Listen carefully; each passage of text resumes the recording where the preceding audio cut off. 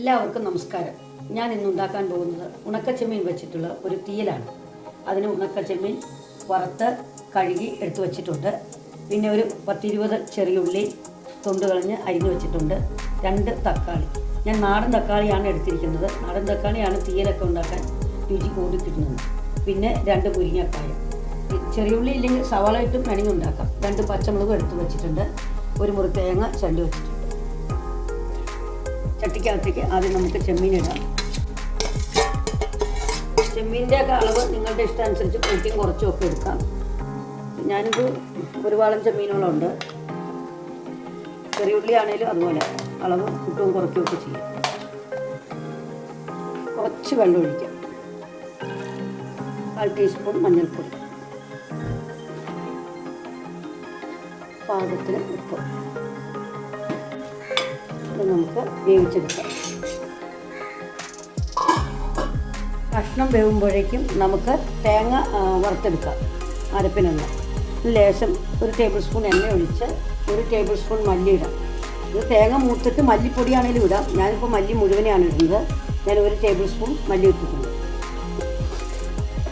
ഒരു 10-12 വറ്റൽമുളക്, കറിവേപ്പില ചെറുതായിട്ട് മൂത്ത് തുടങ്ങി. ഇനി നമുക്ക് തേങ്ങയും കൂടെ അതിനകത്തേക്ക് ഇട്ട് മൂപ്പിച്ചെടുക്കാം. ഇത് ചെറു തീയിലിട്ട് ഇളക്കി നല്ല ബ്രൗൺ കളറാകുന്നേരം വരെ ഇളക്കിയെടുക്കും. തേങ്ങയൊക്കെ ചുവക്കനെ വറുത്തെടുത്തിട്ടുണ്ട്. ഇനി നമുക്ക് ഇത് അരച്ചെടുക്കാം. കഷ്ണമൊക്കെ വെന്തിട്ടുണ്ട്. നമുക്കിനി പുളി ഒഴിക്കാം. ഞാൻ ഇതിനകത്ത് വാളംപുളിയാണ് ഒഴിക്കുന്നത്. ഇതൊന്ന് തിളച്ചിട്ട് നമുക്ക് അരപ്പ് ചേർക്കാം. അര നന്നായിട്ട് തിളച്ചു. ഞാൻ അതിന് പാകത്തിന് ഉപ്പും പുളിയൊക്കെ നോക്കി കറക്റ്റായിട്ടുണ്ട്. ഇനി ഇത് നമുക്ക് കടുക് വറുത്തിടാം.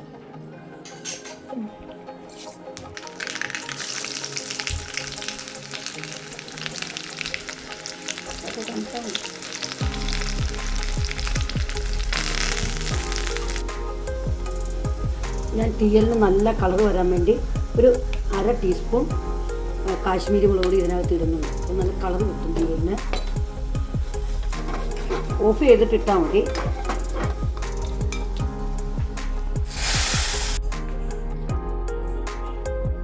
തീയൽ റെഡിയായി. നല്ല ടേസ്റ്റ് ഉണ്ട്. നിങ്ങൾ ഇതുപോലത്തെ വെറൈറ്റി തീയലൊക്കെ ഉണ്ടാക്കി നോക്കണം. എൻ്റെ ചാനൽ നിങ്ങൾക്ക് ഇഷ്ടപ്പെടുവാണെങ്കിൽ ലൈക്ക് ചെയ്യാനും ഷെയർ ചെയ്യാനും മറക്കരുത്. Okay, by.